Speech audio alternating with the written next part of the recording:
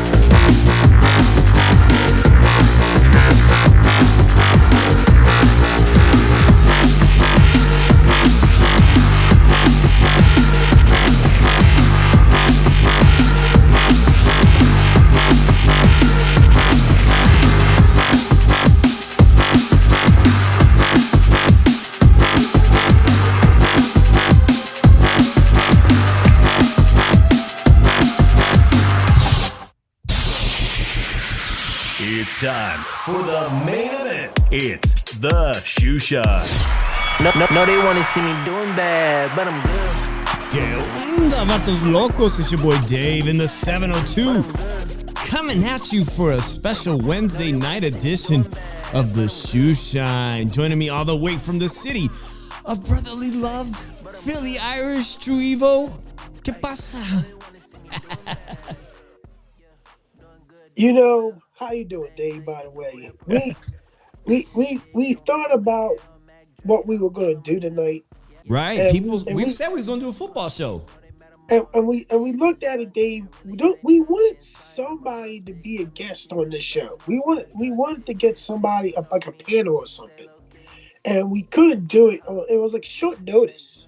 Like Monday That's right. I wanted to. It was kind of short. We got this friend of ours. You guys may have seen him, Joe Sports Channels. I invited him, but tonight he couldn't do it. And a lot of people reached out to me that were Kansas City Chiefs fans that said, "Hey, we want to be in on this." Obviously, Dave, we know your Niners are in the thing. Drew made a bet against a really diehard fan, Brandon, who paid up his bet, and he wanted to be a part of it too, but he can't on Wednesday night. So it looks like we're going to reschedule that for next Tuesday. Super Bowl is coming to Las Vegas. I'm fucking excited as hell. I dropped the first F-bomb tonight, by the way, Drew. But I did it first. So we figured. I came to Dave and I was like, "Fuck it, let's have part 2 of the Shoe Shine boxing this week." You know, it's supposed to be a boxing channel. That's what it is, but it's morphing into a lot of things. My dream is probably, to be honest, I want to create content, whatever it is, but I can't drive a channel. Like, you just can't do that on YouTube and be like, oh, you got to like me for everything I do, because it doesn't work that way. Everything is a niche, right? I'd have to rename the channel. So I'm kind of slowly integrating content, Vegas content, Drew. And that Vegas video that I thought was good, I'm like, I got to videotape that. I go out and do stuff. I got to record. And that Raiders Stadium, the Raiders restaurant is up to almost 500 views. And I thank everybody who watched it. Surprisingly enough, Drew, the analytics say people only watch my vlogs for 3 minutes. And I'm like, well, I'll just make a 3-minute vlog.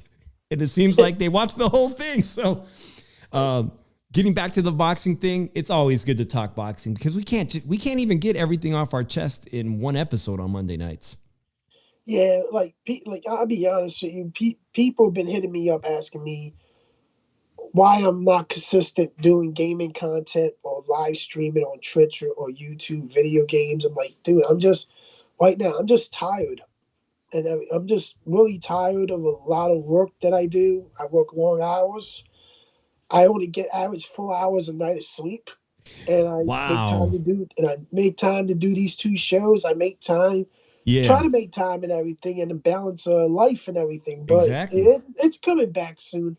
The consistent live streaming of video game content on Twitch and YouTube are coming back because they are games I want to play. I do want to get back into playing fighting games. People been wanting me to really get back to playing Madden, and I told them no. I told them the only way I'll play Madden, guys, if you buy me the game. And other than that, I'm not wasting my money on Madden. Unless you buy me the game, I will give it a shot because I was a semi-competitive Madden player. I did play in tournaments and everything back in the day. and I was pretty good back in the day. So yeah, Drew, you had a wild Monday night. I know there was a lot of feedback on that, and so when you told me let's just do the shoe shine, get a lot of this stuff that we didn't get to talk about, let's get it off our chest. And the sport of boxing, there's always new drama. Today was that press conference for the very first PBC show. That's PBC's moving over to Amazon Prime. Everybody in the Mama has Amazon Prime. Will the pay-per-view be successful? We kind of started to debate that. But today at the press conferences all over YouTube, we got to see the stars, the boxers that are going to be in that, actually face off. And I thought Keith one-time Thurman was spectacular. I just like watched, I just went through all his interviews and I just remembered how much of a riot that dude is. You can call him a clown, but he's a character, that's for sure. But if it's not for him, I don't know if Tszyu can sell a fight, Drew, because Tim is kind of a, he's kind of a mellow, soft-spoken guy. He really needs someone like Thurman in this pay-per-view. This being his first pay-per-view, he kind of needs somebody louder than him. And I'm telling you, Keith Thurman did a really good job today to begin to sell this fight. And that's why I put this thumbnail on here, because I want to know, look, Keith Thurman's talking a big game. He started this press conference in Los Angeles today. But the truth of the matter is he's been out of the ring. He's fought one time in 4 years, Drew. One time in 4 years. And his finest performance that most people recognize him for is against Manny Pacquiao. But those two opponents in the last 4 years include Josecito Lopez, a guy I really like, a former club fighter, Thompson boxing fighter. Thompson boxing, small club fighter, small club shows.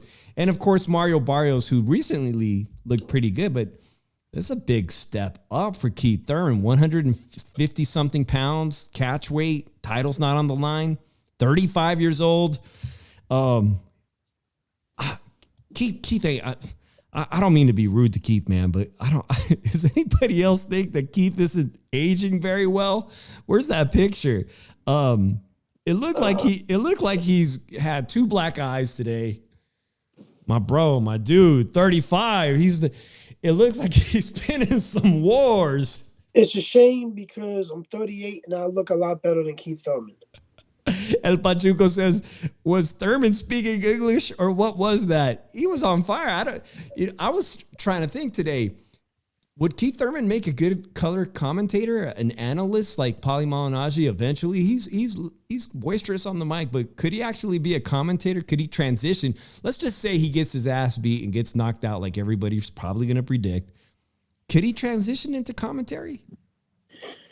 He probably could, but I look at it like this. This is a mistake on both ends. You're cashing out on Tszyu.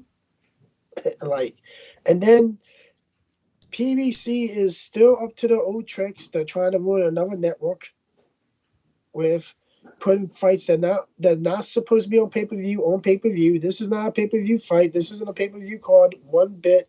This does not do over 20,000 pay-per-view buys.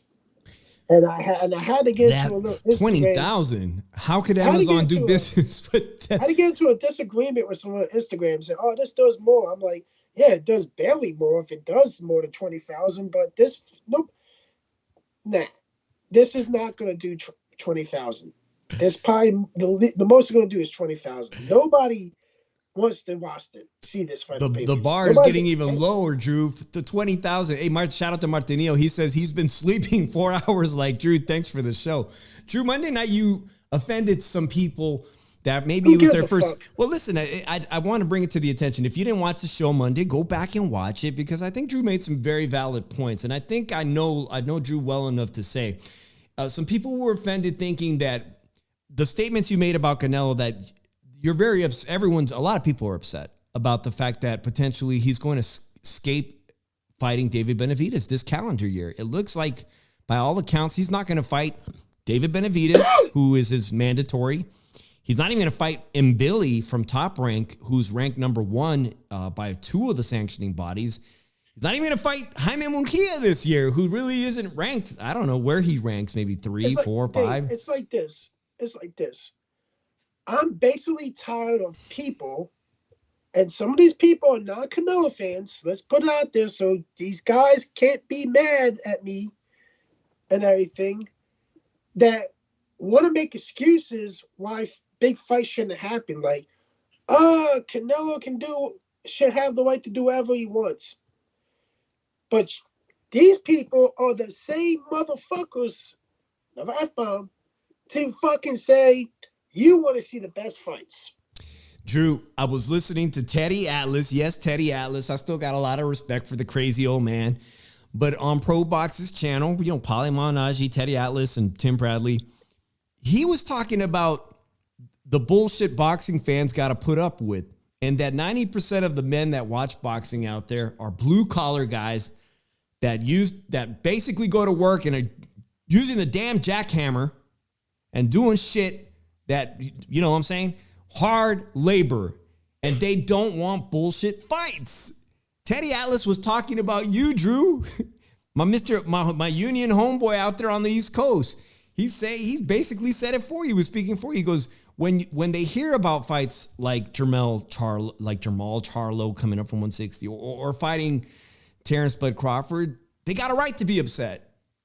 So I think Drew's not alone in his feelings about what's transpiring with the Canelo Alvarez sweepstakes, because everybody wants to get that fight. Obviously, it pays the most. Caleb Plant out of Las Vegas got $10 million and lives in a beautiful house somewhere up in the hills of Henderson and got a nice collection of cars off that one fight. And he didn't even go the disc. He didn't even do what John Ryder did. And he's living fat. Here's the thing. And I'm going to say this because it's got to be said. I'm just tired of people not keeping their stance on a statement the statements that they make on Twitter or on Instagram, on YouTube boxing shows and everything. I want to see the best fights. And then when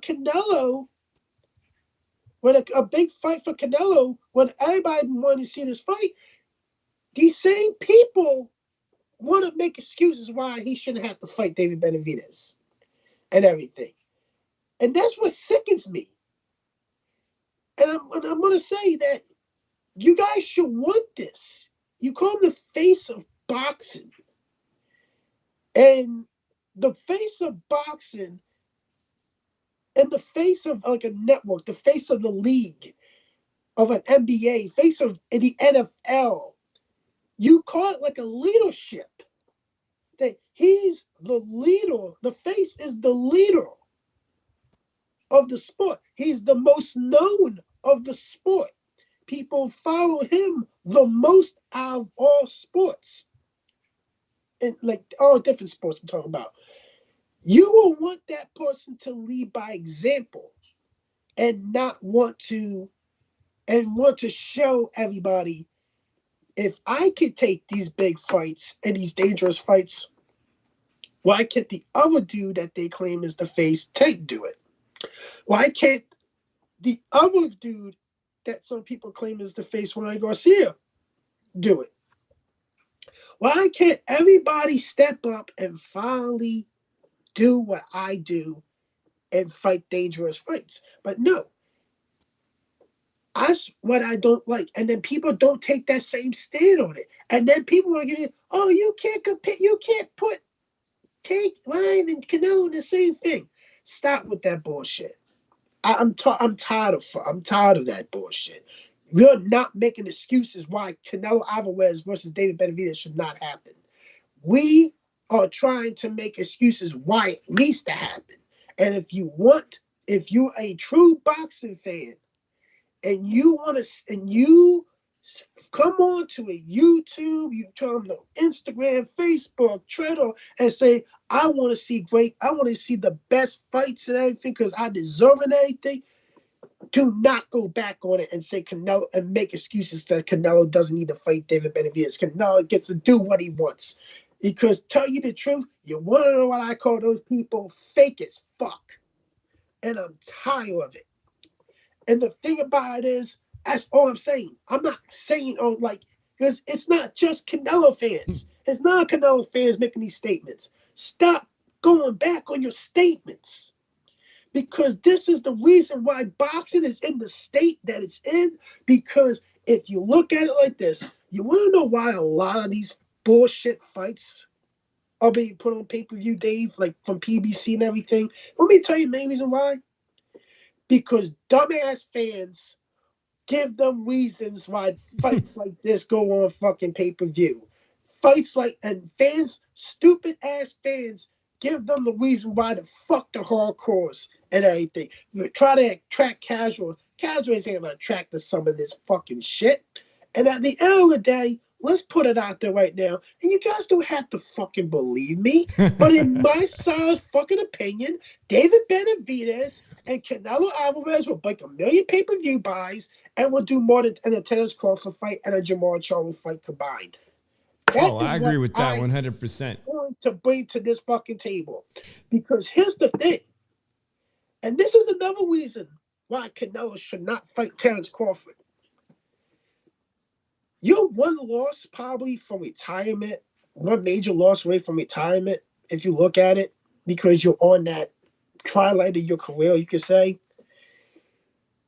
Would you rather go out if you was to lose the Benavidez, which I don't think he does lose the Benavidez now. Maybe in a year or two he probably does, but not now, right now. Would you rather go out to somebody that people claim is the boogeyman and that's in its prime, and you gave him that fight and you went out swinging and you gave him that close fight and you lost a decision? Or would you rather, you rather go out in some type of crazy scenario, go out losing to Terence Crawford that came up from 3 weight divisions down to beat you? That damages your legacy big time. That actually takes your legacy. Somebody spits on it. Somebody does an R. Kelly on it and says, fuck Canelo Alvarez. At the end of the day, he went out to someone that was really smaller than him instead of going out to the boogeyman in his own weight class. To me, if I got one loss away from retirement potentially, I'd rather go up there to my weight class, to this boogeyman, do everything I can to whoop his ass. If I lose by decision, I'll lose by decision. If he somewhat stops me, he somewhat stops me. People are going to say, hey, Canelo was in his twilight. Drew, this is why I'm advocating the Terence Crawford fight comes later and maybe potentially in 2025, because Terence Crawford is a young 35. Terence Crawford don't look like Thurman, who just turned 35. He don't look like this Thurman at all right here, okay? That's an old 35. So I'm saying Terence Crawford can wait. There's a lot of business to be taken. If Canelo Alvarez does fight David Benavidez, which everybody here wants to, and you guys are debating whether or not it'll do 1 million. In fact, I just saw Chicano thinks that the Terence Crawford fight would probably sell more. Maybe he thinks it'll pick up more casual fans. Who knows? Who knows? But I think if he loses to somebody like David Benavidez, there is no shame in passing the torch and then having those novelty fights. Because remember, even Floyd, he fought Manny Pacquiao when that shit was way over marinated. That fight was, these guys were in their late 30s. What was Floyd, 38 at that point? He waited 38. Yeah. 5 months And it still was one of the biggest selling fights in the history of pay-per-views, which is why I think Terence Crawford, chill out, relax, pump the brakes, come up to 154, take on the winner of the Tszyu fight and Keith Thurman, which I think most of us agree will be Tszyu, Mexican-style Tszyu. I look at it. Yeah, look at it like this. Terence Crawford's legacy is down at 154 now. This is likely his last weight class. And everything. He claims he's willing to go 168, 3 weight classes. I don't think he should. I know he wants that money, but tell you the truth, if I'm Canelo Alvarez, I wouldn't do it. I would not entertain that fight because it's damaging your legacy, and especially if you lose the fight. And people are going, oh, he's not going to lose that fight. How the fuck you know he's not going to lose that fight? To me, I don't think he loses the fight, but how the fuck do we know he's not going to lose that fight? In my opinion, I don't think he loses to Terence Crawford because he's been too up in those bigger weight classes for too long. He's accustomed to that weight now. Terence Crawford's coming from weight classes now. Yeah, I've seen no evidence of league sparring that Terence fights guys. I mean, Canelo has a history of even sparring with Frank Sanchez in the gym. Frank Sanchez a legitimate heavyweight, and actually they say, giving Frank Sanchez work, a true heavyweight. So I haven't heard anything about Terence Crawford sparring heavyweights. I don't see that fight being something natural for him to be able to take the power of Canelo. But listen, you want to know something? I totally forgot to tell you that David Benavidez had some choice words for Jaime Munguia this weekend and went to social media. We didn't talk about it Monday, but David Benavidez welcomes the fight with Jaime Munguia. Apparently that fight fell apart. You guys probably heard that potential fight had fallen apart recently.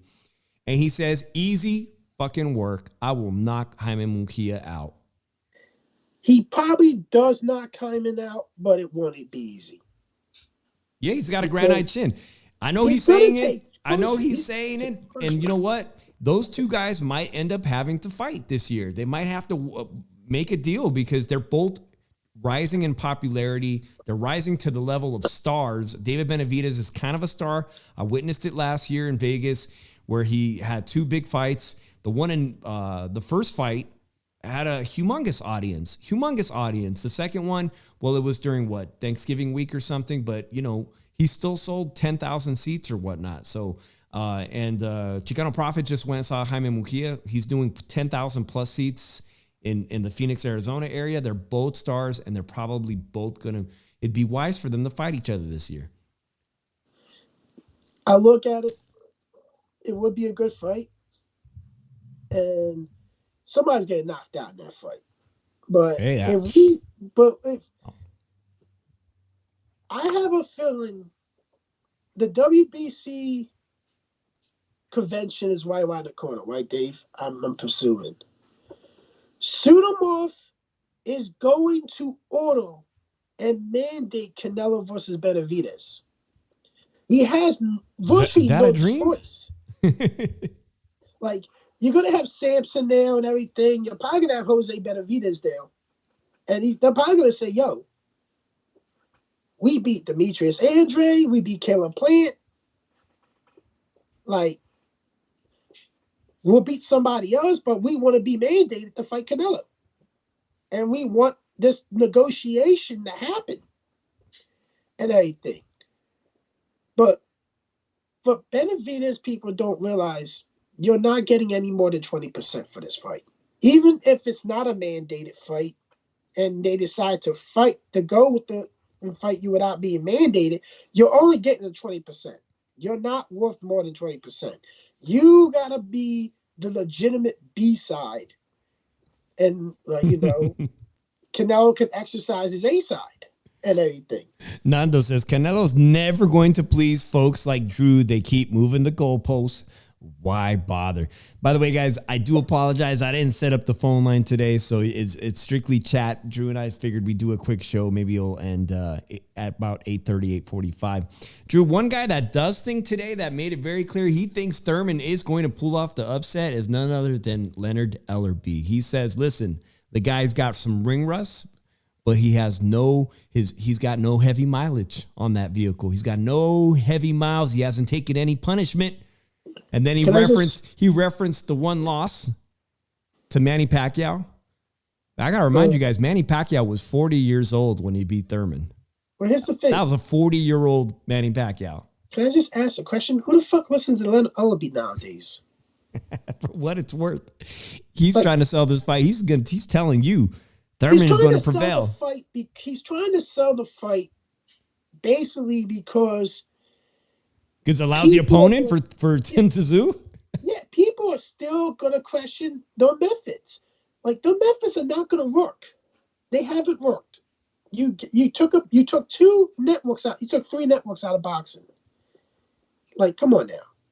All right. One of the other fights today, obviously, if you guys missed these press conferences today, Rolando Romero out of Las Vegas. You have the 140-pound champion that won that title. He was wearing his finest fur today, red, purple fur. And this is what it looks like with Isaac Cruz, 130, the only guy to go the distance in recent memory against Gervonta Tank Davis.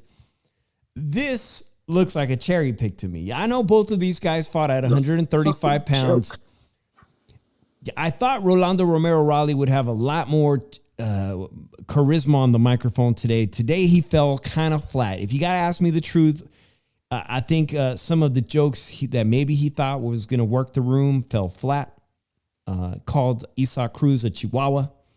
And then while Tszyu Cruz was doing interviews, Raleigh came around and gave the middle fingers. And I think there's going to be some bad blood. I think Tszyu Cruz, he's not a talker, Drew. This guy's going to fucking try to hurt. I think he's going to really try to hurt Raleigh. And the deal with this fight, Drew, is that Raleigh's without his trainer. The guy, his trainers come out this week and let everybody know. Coach Bullet from Las Vegas has said, man, I worked 10 years with Raleigh, and all I made was $100,000. He said, God damn it, that's what McDonald's employees make more money than what Raleigh has provided me over a 10-year course of training him and being his coach and mentor. $100,000 for 10 years worth of work, and that's how he repaid me. I got to ask. I got to start hitting the pavement. Who's going to train Raleigh for this fight? Because I'm telling you, Tszyu Cruz, who trains in Mexico City, has the same trainer, is coming to kill Raleigh Romero in the ring. So he better take this fight serious. And I'm curious, who's he going to train with in Las Vegas? I'm going to be honest, man. Tszyu Cruz is going to fucking kill him. Chicano Prophet says apparently Cruz is the slight favorite. Raleigh today mentioned, he goes, I don't care. I was an underdog. I've always been an underdog. And he's going to win this fight by KO. He's saying, I got no choice but to beat Tszyu Cruz by KO. But even if he beats Tszyu Cruz by KO, what does that prove? It's not like he's ranked at 104. I mean, you know what would prove something to me? Pounder. Knockout Ismael Barroso, the 40. I don't know who's aging worse. Barroso, who I met, very nice gentleman. I don't know who's aging worse. Knock him out. Give him the damn rematch. That's Dave, what's the similarities to these two fights, the co-main and the main? They're both being flung up from lower weight classes. It's fucking ridiculous. So you're right. These are the main events, and they're both dragging up guys. And I think joke. I think that's why on the round table, shout out to D-Style and Joe Habib, I said, I don't have, I like these fighters. I like a lot of these fighters on this specific card, but I don't like the matchups. Like the matchups for Fugazi. The only competitive match is going to be Fundora, the Towering Inferno versus Berhacek. I've seen Berhacek fight, I think, on Ring City, USA. He's a Ukrainian fighter. And I don't know how those two coming off a knockout loss like that, how they're getting a shot at that vacant 54-pound title that Jermell Charlo was stripped deserves a fucking shot at that belt. One of them just coming off a knockout, Fundora. Joke. Shout out to my boy Jose El Compita. He says, let's go 49ers. Bang, bang, Niner gang. You know what? Right. I really got to say this because how the fuck do motherfuckers that came off a knockout loss goes to a shot at a title? I don't know. It's not like it was a close fight. They were both knocked out. Yeah, I thought it was one of the knockouts of the year. Shout out to my boy Jose El Compita. Let's go, Niner gang. Yeah, I'm excited as hell. He got knocked the F out by Brian Mendoza. Brian Mendoza goes to Australia. He earns his title shot against Tim Tszyu. And he gave a hell of a fight, Brian Mendoza. I would prefer to see Brian Mendoza get an opportunity, or even Jesus Ramos Jr., who didn't get knocked out, but just fell flat in that Canelo undercard performance. You know what, Dave? I think there should be a rematch with Lubin and Jesus for that WBC title. There you go. Sin City Syndicate is this close to being temporarily blocked today for that comment right there. What? Shit. All right, I want to bring something up. Gabriela Fundora, the sister of the Towering Inferno, fought this past weekend, Drew, and she fought Christina Cruz, the 41-year-old Puerto Rican fighter who's been very nice to the YouTube boxing community, did a lot of interviews, a former amateur star, Drew. They sent me some really good screenshots. Christina Cruz did come forward eventually to talk about that incident where she turned around, and the fight was waved off. I did see the screenshots, and I have to be honest with you. I think the Boxing Voice channel has got some of these, the footage and the screenshots. There was a foot trip that seemed to cause the momentum for her to turn around. A foot trip, their feet got tangled up. That caused Christina to kind of turn. And while she's turning, Gabriela Fundora inadvertently or maybe intentionally landed a rabbit punch behind the neck, which caused her to basically protect herself and turn around completely. You know, I think it was 1 or 2. Even my wife caught that. She was like, "You didn't see that? You didn't see her? Gabriela fight's a little bit dirty." I was like, "No, we really didn't. I missed it on the first shot." Now, I missed it too. Does that merit a rematch? They probably no. No, they have no interest in a rematch. I thought she did extremely well rounds 1 through 5. I thought she won those rounds clearly. And I was having a conversation with D-Style. I said, well, you know what? I wish Christina Cruz the best. She proved that at 41 she could still fight with a lot of these young girls. I hope she gets another payday, you know. But unfortunately, that's the way the sport of boxing is. Protect yourself at all time. They don't have instant replay.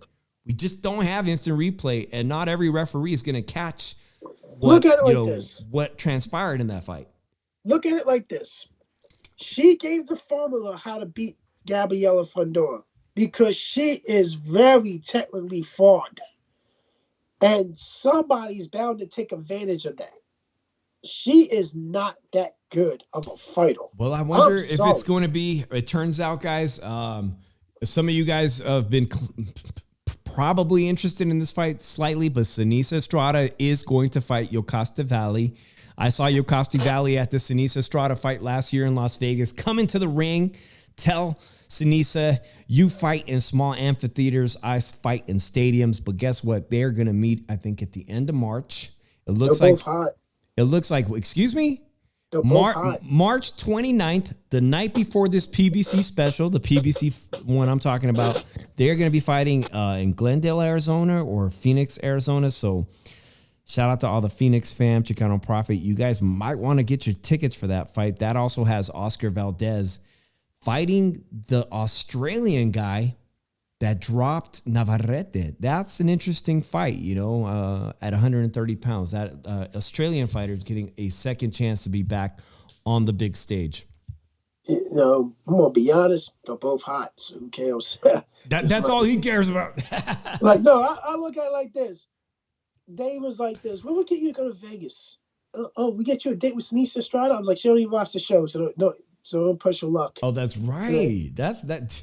I remember that now. I was like, don't push your luck. It's not happening. She don't even watch the show. You know what happened? Dave's going to go on Twitter one day and say, yo, Sneeze, can you watch the show so I could just say something? Yeah. So we just have I don't think she's big on there. Wilson is 13-2, 7 KOs.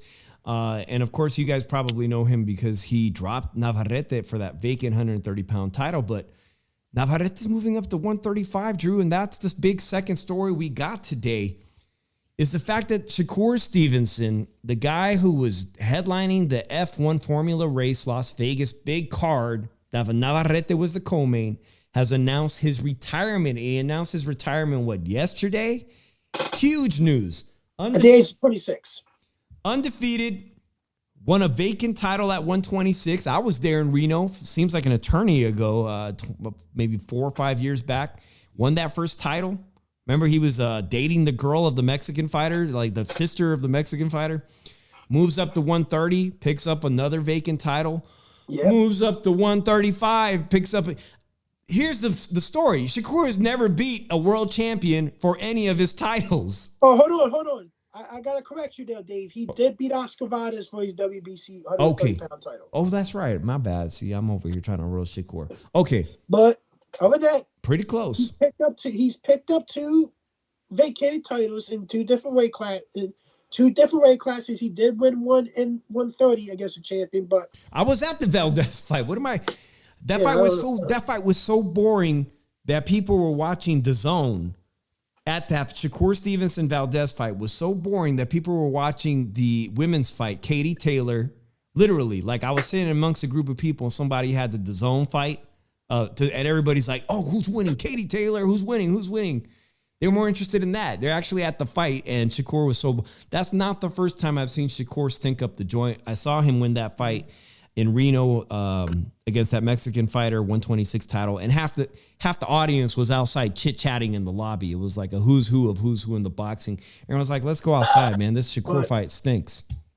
I gotta speak on this because Willie, man, like... Shakur Stevenson it's all on him, Shakur Stevenson. Like, talented, very talented fighter. Yes. The problem is, man, you just don't want to engage. You don't want to fight. You just want to tap and run and everything, man. Like, when somebody's a threat to you that can hit you, you don't want to engage with them. You just want to run. And tell you the truth, man, nobody's going to pay for that. You bombed like 3 or 4 main event showings and everything. The only ones you showed up where it was the Japanese fighter that you could take easily advantage of. Hell ones, they were fat.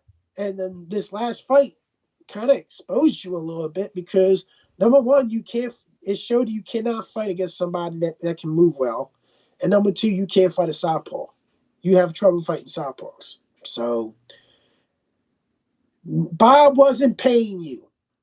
Bob's not going to pay you that big time money because you haven't earned it.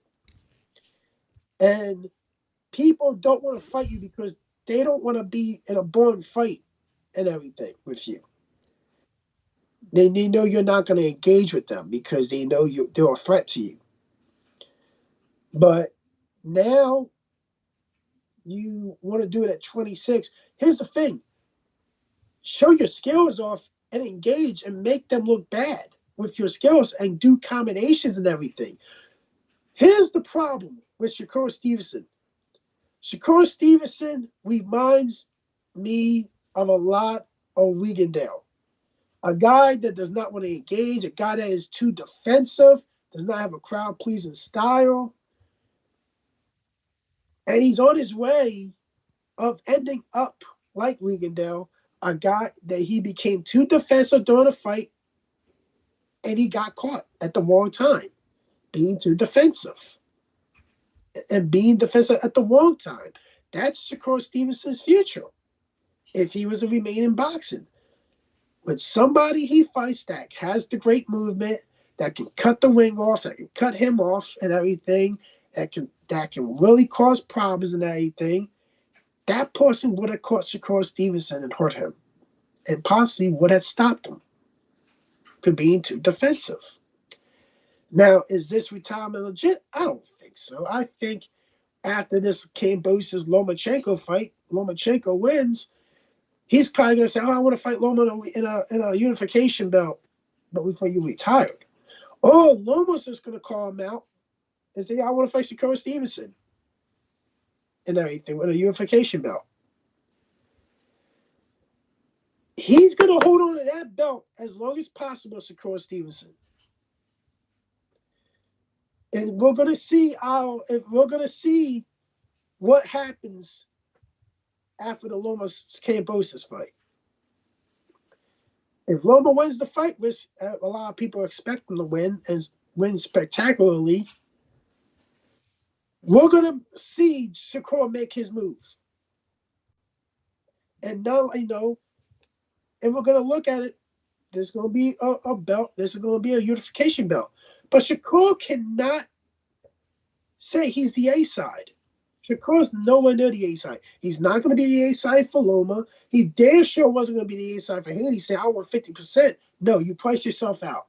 How the fuck do you think you deserve 50% against Devin Haney? He lucky he gave you 25. He was offering you 25%. By offer, no, you weren't going to take it. You price yourself out, and then you're going to try to say, I deserve that I'm the A side against Lomachenko. No, you're not. You're not going to be the A side against Lomachenko because he's a bigger draw than you. Pricing yourself out, Drew, that seems to be the big theme to kick off 2024. I wanted to end today's episode of the Shoe Shine with the Ryan Garcia, Raleigh Romero / Oscar De La Hoya drama. Obviously, it involves Haney as well because Haney is somebody that Ryan Garcia is now running back to. But today, or was it yesterday, Oscar De La Hoya said, congratulations on what you accomplished, Shakur Stevenson. Now it's time to vacate the title. I really enjoyed your career. So I had just posted up that picture just a moment ago of El Camarón Cepeda. That's a great fight. Maxie Hughes, the guy that I think got robbed against Kambosos. That's March 16th. At the Cosmopolitan in Las Vegas, my favorite place to go watch fights, just 2 weeks before that dreadful pay-per-view that PBC is putting together. That's a really good fight. And basically, Camarón Zepeda, a guy who broke the record for most lightweight punches thrown, he's ranked, I think it says, number 2 by the WBC. And Oscar rightfully let everybody know that if Shakur Stevenson really did retire, the WBC, who he's very close with, obviously, Suleiman, they've got to strip him of the title. And this could be a title eliminator for William Zepeda, who I think rightfully deserves a title shot. So Shakur, if you're bluffing, I think you got like a week or two to basically come out of retirement, because they're going to strip you of your belt. 6 months to vacate that belt. No, he ain't got no 6 months to vacate that belt, man. He needs to hurry up, because I think Suleiman, he sees the writing on the wall, and this is a good opportunity to give the belt to a Mexican champion. You know, the WBC is always going to try to have a Mexican champion first and foremost, and Shakur holding on to that belt isn't good for the sport of boxing, not with the type of performances he's been having. Nobody wants to unify with him. Navarrete turned him down. Navarrete is going to get a crack at one of those other titles that's been vacated by Devin Haney. So where does that leave Shakur Stevenson? Maybe that is why he's calling bluff and saying, I'm retiring. He can't get a dance partner. It's like this. Look at it like this. I have, Loma Cambosis is actually for 2 belts. It's the IBO and the IBF, but the IBO is not a legitimate sanctioning body and everything. But if we're going to have a lineal champion in that, we could say, like, can you say Loma will be fighting for lineal championship too?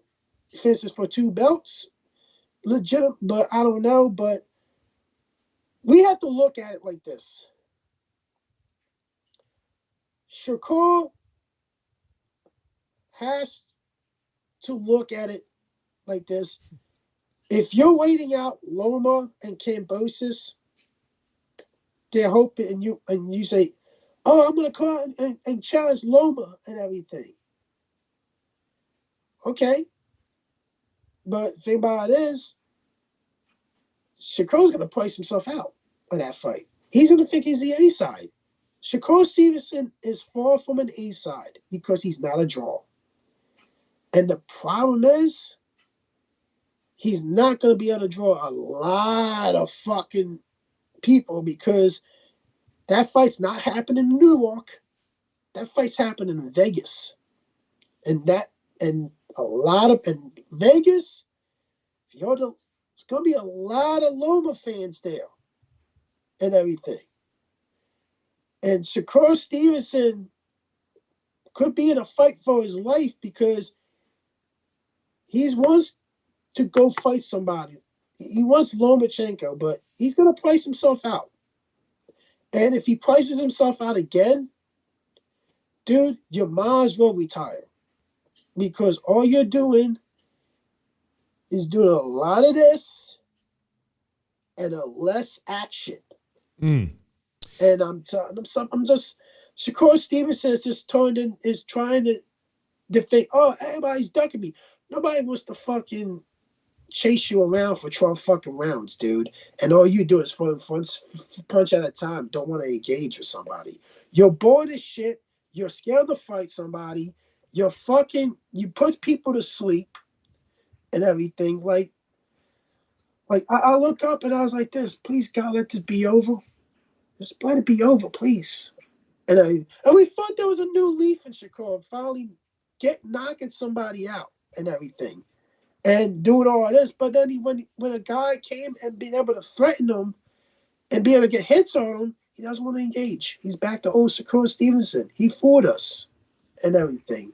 So, end of the fucking day, guys, Shakur Stevenson, nobody gives a flying fuck about you, bro. Damn, you have not you showed cold. Shit. You cold. I'm sorry, he hasn't shown shit to anybody that can get people to give a fuck, because he's a wasted potential. That's what Shakur Stevenson is. Wasted potential. Yeah, Teddy Atlas called him a diva this week. So I'm going to end this show on 2 quick stories, Drew. Obviously, Bill Haney, someone that we ran into him just a few weeks back. Sontel Media was there. We saw him at the fights, negotiating what he thought in good faith was a deal for his son to fight Well, Oscar De La Hoya's Ryan Garcia. But Ryan Garcia had other plans, as he was like, we mentioned it 3 weeks ago. Ryan was in Las Vegas. He was doing nothing but shopping for high-end luxury goods at all the Vegas casinos and running in his free time with Floyd Mayweather, spending a lot of good time that he said was he called today. He was calling Floyd a real man or a real this or real that. He's got some words for Oscar again today. Okay. But Gervonta Tank Davis and Leonard Ellerbe are coming out saying that Devin Haney is pricing himself out of a super fight with Gervonta Tank Davis. Drew, apparently Devin Haney wants exactly the amount of money that Ryan Garcia made in that super pay-per-view last year. The fight that was a sham. The fight actually was a sham. I feel bad if you paid for that pay-per-view. But Devin Haney wants exactly what Ryan Garcia made, and that's close to $30 million. They said, ain't no way we paying Haney that kind of money. There's going to be a catch weight because we know you rehydrated to 165 pounds recently. There's going to be a catch weight if you want to fight Tank. You're not getting paid $30 million. And what do they say to prove that he's not a star? The San Francisco fight. I'm wearing my hat. San Francisco Giants. Shout out to the gang. Bang, bang, Niner gang. Drew, they say that he only sold 50,000. When you talk about 20,000 pay-per-views, they say they got the evidence to prove that he only sold 50,000 pay-per-views. Devin Haney in a sold-out San Francisco arena where the Golden State Warriors play, sold out, 17,000 seats. They say he only sold 50,000. He brings nothing to the table that merits a $30 million payday that Ryan Garcia got. And they also have this to say about that. They say that he gave away thousands of free seats. Now, I don't know what my boy in here, Nando, paid for his seats, but I don't think he got a free seat. But they're alleging he gave out free seats or deeply discounted seats. And I seen Sin City Syndicate say that he's going to the Raleigh Romero fight. Tickets are $5. Well, he said tickets are $5. That's basically what Leonard Ellerbe said. Shit, of course you sold 17,000 seats. Tickets were $5. I don't believe that to be true, but that's what they say. Devin Haney pricing himself out. Opinion on that? I gotta look at it like this, and it's telling how it is. Devin Haney, you're not getting as much as Ryan Garcia. You tell you the truth, on paper, you're not a draw. You're not as much as a draw that you say you are because your pay-per-view sales. Did 125,000 fighting Loma. You did 50,000 fighting Regis Prograis. That were the 2 times you were on pay-per-view. And if you look at it like this, should he get more than 10 million? Yeah, he should get more than 10 million and everything, off accomplishments and everything. But I get 15 to 18 million. But here's the thing. Ryan didn't make 30 million in the,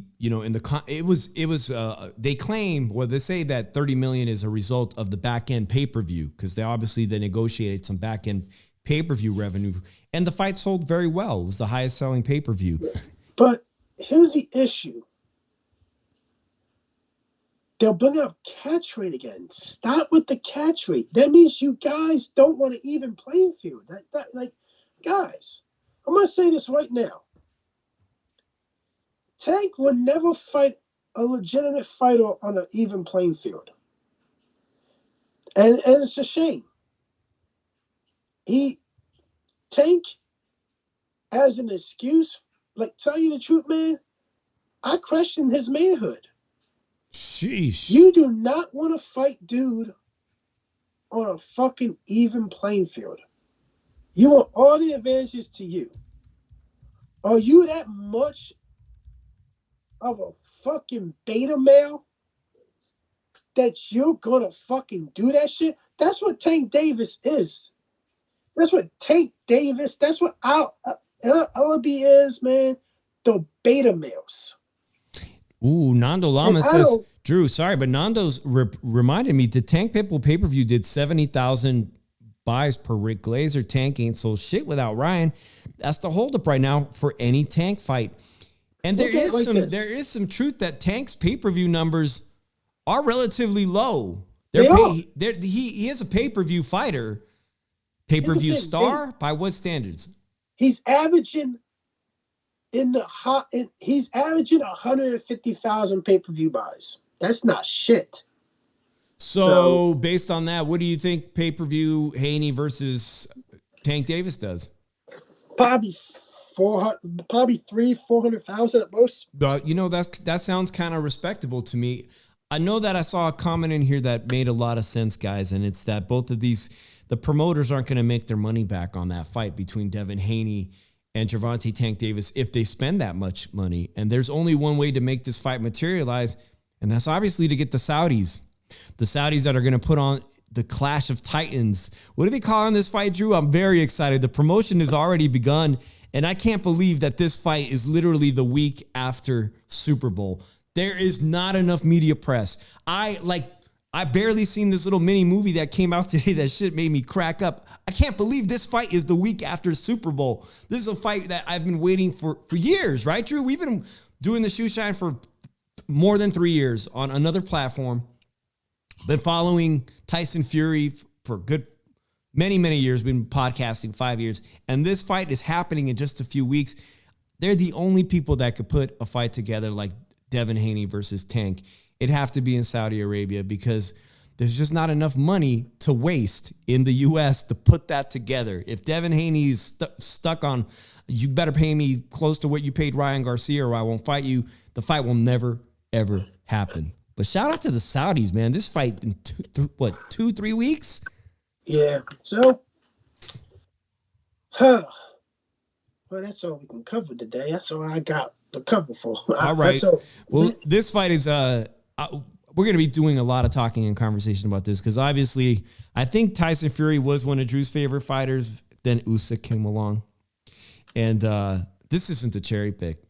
This is not a cherry pick at all. I think Fury to win this one. So I saw Little Penny ask me if I saw Ryan Garcia on the PBD podcast. That's a really good podcast. I had no idea that he was on there today. I'm interested. I'm going to have to watch that tomorrow while I work and listen to what Ryan Garcia had to say. I know Ryan Garcia has been having a lot of choice words for Oscar today. I mean, it's like every other day he's got something bad to say about Oscar De La Hoya.